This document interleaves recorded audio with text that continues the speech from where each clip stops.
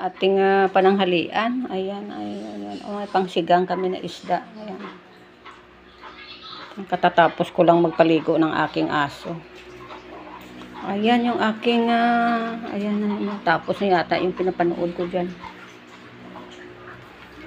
Ayan guys, ako nagpaligo ng aso dito sa kusina. Ayan yung aming labahan. Ayan dito.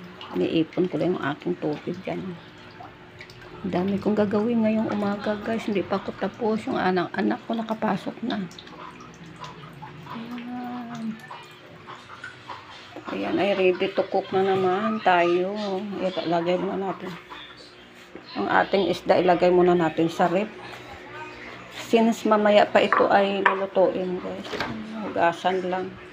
At least meron akong content ngayong umaga.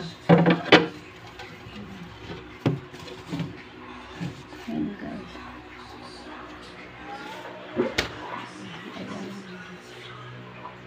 Ang dami natin gagawin mga nanay.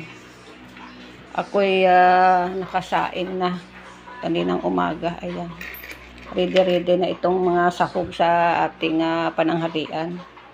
Thank you for watching guys.